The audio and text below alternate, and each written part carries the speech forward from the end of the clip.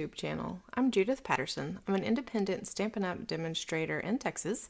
Today I'm going to show you how to make a cute little, it's like a tiny slimline card and an envelope to put it in. But before I do that, I wanted to make sure that you know about the Startup special that's happening right now for November 2021. In the US, instead of the starter kit being $99, it is on special for only $75 this month only. And for that $75, you get to choose. This is my favorite thing about our kit. You get to choose $125 worth of product from the Stampin' Up! Catalogs. So I've been thinking lately, okay, so if I was just starting out stamping and wanted to sign up as a demonstrator, what would I want to put in my kit? So I've gone through the catalog several times. I'm always going through our catalogs. I love them. But to see what it would, what would be a great first few items to get for that $125. So tomorrow on my live at 3:30 over on my Facebook page, I'm going to be sharing what I would put in a starter kit if I was brand new to stamping. I mean, we're talking don't have a paper trimmer or anything yet. So if you'd be interested in that, then please join me over on my Facebook page at 3:30 on Wednesday, November 24th. And you can see what I would put in my starter kit. But for now, let's flip this camera around and start our card today. Okay, so I'm going to be using this die from the Ornate Frames dies. And I'm going to be using the Holly Jolly Wishes stamp set. In fact, the only stamping that we're going to be doing today is one stamp with this 'Tis the Season to Be Jolly. I'm going to go ahead and grab just a scrap piece of paper and my Cherry Cobbler ink pad. And I have my 'Tis the Season to Be Jolly stamp on a B block. So I've already got it mounted and ready to go.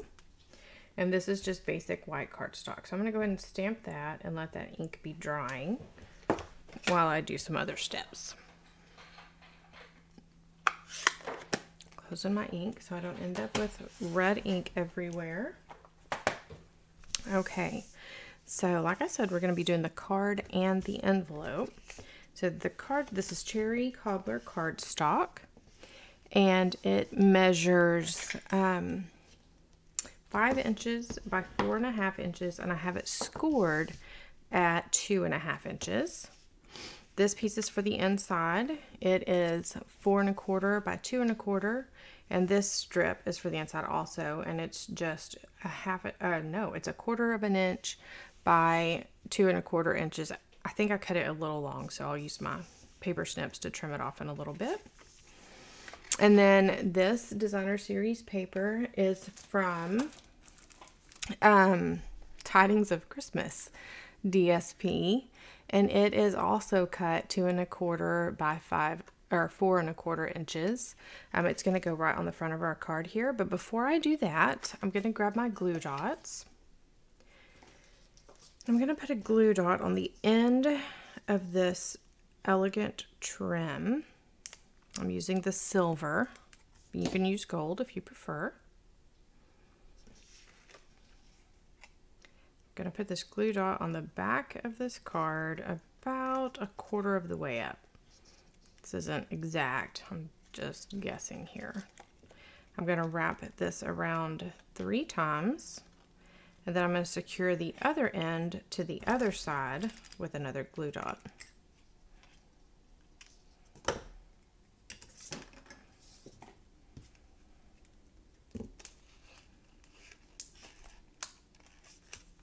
Go.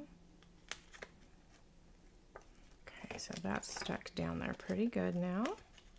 I made sure not to pull it too tight because I didn't want my cardstock like curling up on the edges or tearing. So now I'm just going to use a few Stampin' Dimensionals. I'm going to stick this to the front of my card.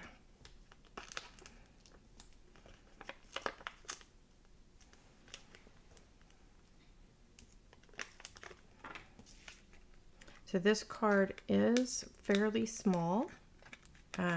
It measures 2.5 by 4.5 whenever it's all finished. I can't keep these new measurements in my head. When it's all finished, which I do believe is too small to send through the mail as is, but it's perfect for throwing a gift card in and just sticking it in just giving it as it is if you're giving a gift in person, or putting it in with another gift. It's a great size.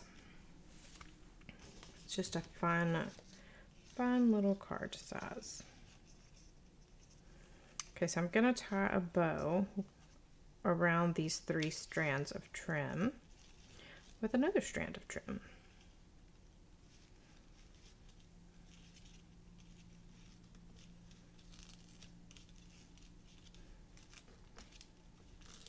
And I will have all of the links for these products in the comments down at the bottom.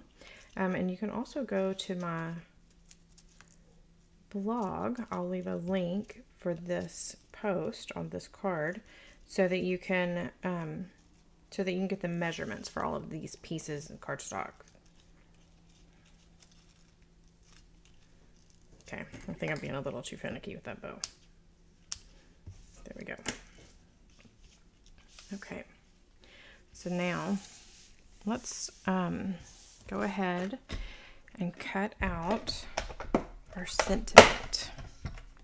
So I'm just using my mini stamp cut and emboss machine. I'm going to grab this die from Ornate Dies.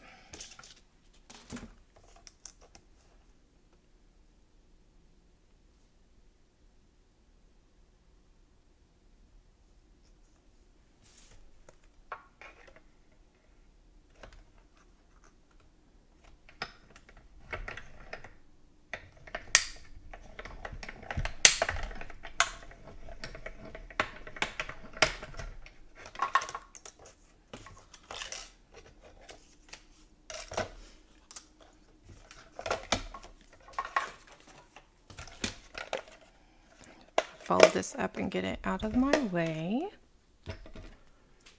Okay, so now I'm going to grab 2 more dimensionals. Actually, I'm going to go ahead and do 3 more dimensionals. And why not? I'm going to do 4 more dimensionals. Probably don't need this many. It's just a very small piece of cardstock for 4 dimensionals, but what can I say? I like to use my dimensionals. I'm going to scoot this bow over some so that there's room. And then I'm just going to place this down here. I'm going to get my metallic pearls. I'm going to use the silver ones to match the silver trim. So if you used the gold trim, I would use the gold embellishments or pearls. And I'm just going to put 3 right here on this die cut with my sentiment. And then that's all that there is to the front of this card. So then for the inside, it also is very simple. I'm just going to add a little bit of liquid glue to the back of this strip. I have a hard time picking things up sometimes, so being able to grab that, take your pick tool and use the sticky end to pick things up is so handy. I didn't cut it too long. I'm just going to trim a little bit off the end here, and now it's perfect. I'm going to use that liquid glue again. And then I'm just going to attach this to the inside of the card. And I meant to grab a gift card so that I could show you how perfectly that fits in here, but I forgot. And I don't seem to have one lying around. Nope, there's not one over here. Okay, but now we're going to use the same DSP to make an envelope to put this adorable little card in. So the first thing I'm going to do is get out my stamp cut and emboss machine. Not my stamp cut and emboss machine, my paper trimmer. Getting out my paper trimmer. I'm going to turn this over because for the envelope I want this part to be the outside. So this is just a 6x6 piece of designer series paper. I don't know why my camera isn't focusing. There it goes. This paper comes in 6x6 size, so I wanted to do something where I didn't have to get a bigger piece of cardstock or a bigger piece of designer series paper. So it's 6x6 inches. I'm going to score it at 2 inches. And then I'm going to slide it down and score it at 4 3/4 inches. Then I'm going to turn it. I'm going to score it at 3/4 of an inch.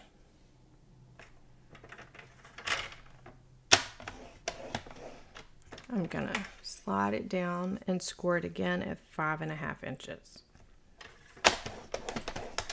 I'm going to use my bone folder to crease all of those folds.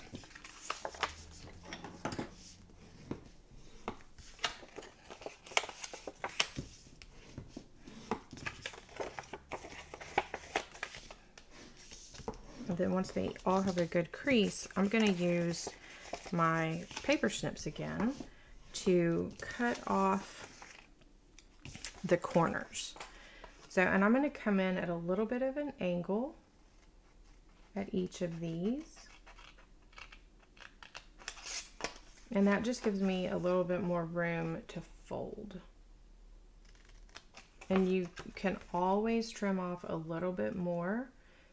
So don't go bananas trimming off a whole bunch.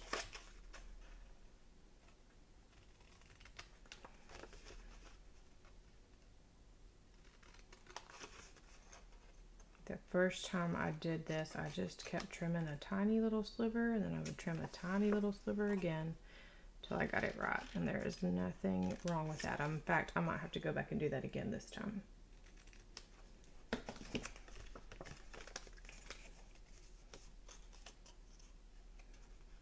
Yep, this part here needs to be trimmed just a little bit more.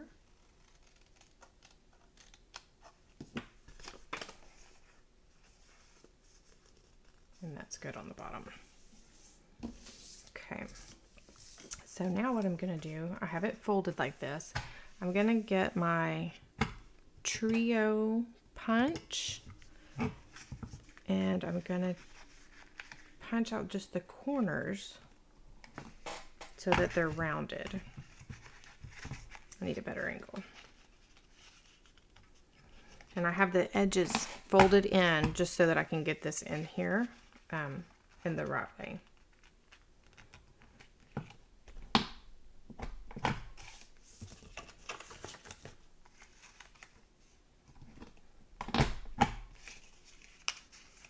I find on this big punch like this, it's easier to use the heels of the palms of my hand than it is the tips of my fingers. There we go. Okay, so now I'm going to get my tearing tape. And again, all of these measures and measurements will be on my blog post. So I will be sure to link that, and you can just run right over there to get all of these measurements if you need them.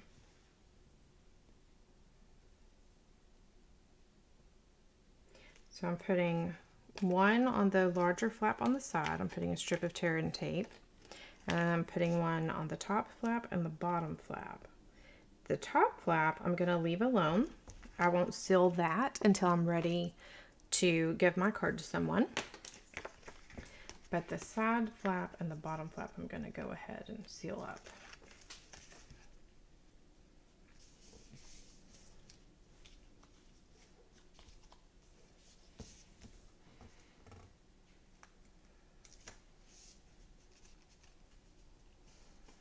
There we go. And then the card just slips right in. And then you'd seal up the top as well. So for a size comparison, let me see if I have some cards handy. Well, I have some envelopes handy. How's that? So this is the small Slimline that I normally make cards for, and I put these in the mail. So when I make a card for this, the card usually measures 6 1/4 by 3 1/4 inches. And you can see this one folded up, it would fit in that with room to spare. And then this is a regular, the card I would make to fit in this one. This is our medium envelope. And these cards are 4 1/4 inches by 5 1/2 inches. And then this card is a note card. You can see it's a much smaller.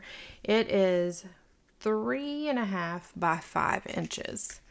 So this one is not too much smaller than that, but it's definitely smaller. And I know this is the smallest size that you can mail in the US, just USPS. So this is definitely too small to go in the mail. But like I said, it's great to hand deliver to someone. Pull that out one more time. So there's the front and there's the inside. And I hope you like this little card. Let me turn that around. I was super excited about this one. I saw one a little similar and a little bigger in the catalog, and I just wanted to try my hand at it, but the paper for the envelope needed to be bigger than 6 by 6. I think it was 7 by 7. And I thought, no, I want it to be where you can use the 6 by 6 Designer Series paper to do the envelope. So I made it happen. And like I said, just going back to that starter kit thing, it lasts, that $75 lasts through the end of November. If you have any questions at all about that or about this card or anything else Stampin' Up, I would be glad to help you out. And if you're in the US, I would love to have you join my team, or I would love to just be your demonstrator.